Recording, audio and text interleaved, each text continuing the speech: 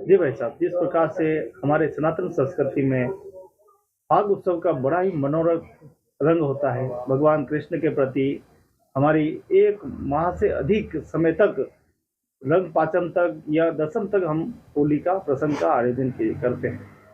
हमारे ये धार्मिक त्योहार जहाँ प्रकृति को बचाने के लिए है, प्रकृति को संवारने के लिए है, प्रकृति को और ज़्यादा इसको संबल बनाने के लिए है। लेकिन आज मानव ऐसा क्या हो गया है कि आज आज हमने होली की परिभाषा को हमने पता नहीं किस ओर ले जा रहे हैं। तो होली की इस परिभाषा को और होली की संस्कृति को आप जरूर जनता तक ये बताएं कि होली क्या है वास्तव में, होली क्या किसका प्रतीक है। तो हमारे बीच में आदरणीय आज बड़े सौभाग्य की बात है कि आज दुर्गे जी भाई साहब शर्मा जी हमारे बीच में हैं, और आप नगर सेवक भी रहे हैं पूर्व में, और समाज के अध्यक्ष महोदय भी हैं। तो आपका स्वागत है कि आप हमारे इस भक्ति शक्ति और इस संस्कृति चैनल पर आज वो महत्वपूर्ण बातें चर्चा करेंगे जिसका लाभ समस्त दर्शक उठाएंगे। धन्यवाद।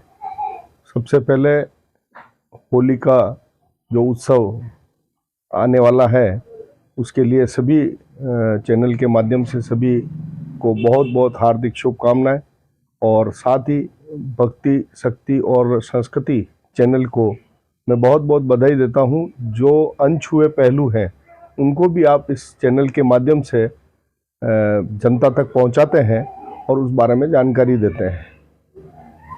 जैसा कि आप सभी को विदित है कि होली का जो उत्सव है वो बुराई पर अच्छाई की विजय, तो उस प्रतीक को हम भूल करके और एक जो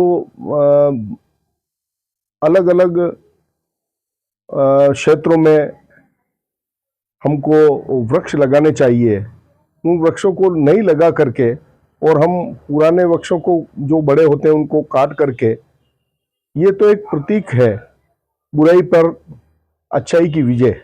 हम प्रतीकात्मक रूप में भी इसको हम जला करके और इसको पूरा कर सकते हैं। जैसा कि समाज में बहुत विकृति आई है, अलग अलग तरीके से इसको पाश्चात्य संस्कृति की तरफ हम बढ़ करके खेलने लग गए हैं।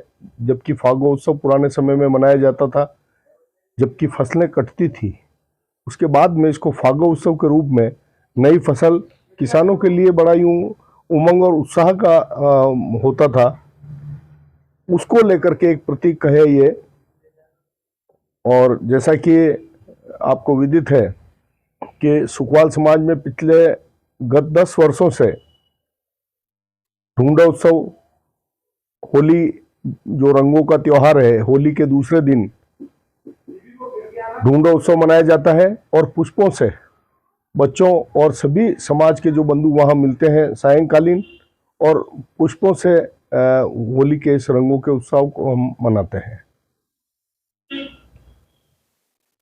तो मेरा इस चैनल के माध्यम से आप सभी से आग्रह है कि होली का त्योहार मनाएं, प्रतीकात्मक रूप में मनाएं, रंगों से खेलें, हर्षोल्लास के साथ खेलें।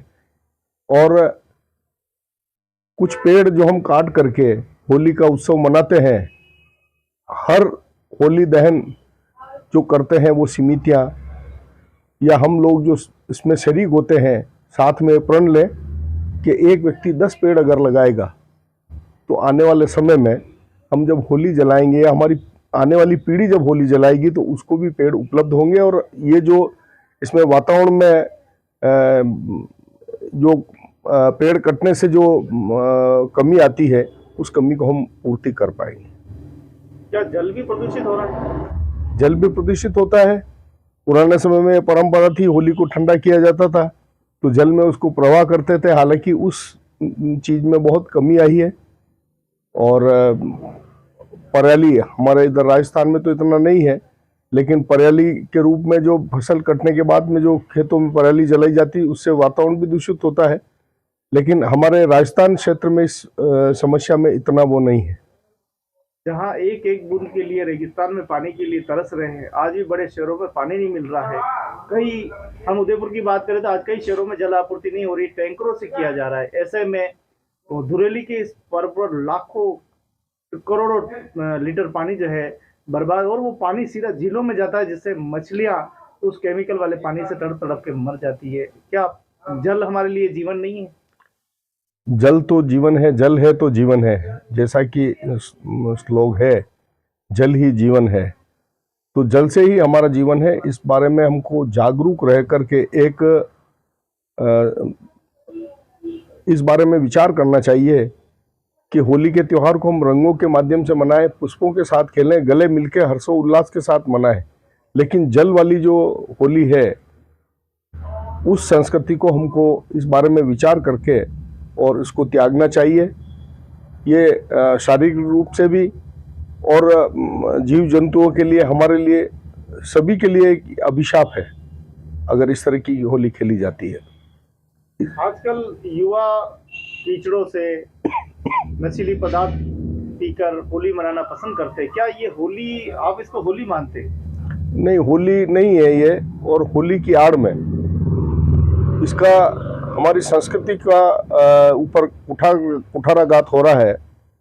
इस बारे में हमारे जितने भी वरिष्ठ लोग हैं उनको भी ध्यान देना चाहिए। युवा पीढ़ी जो भटक जाती है उसकी तरफ इसको विशेष ध्यान दे करके इस पर अंकुश लगना चाहिए।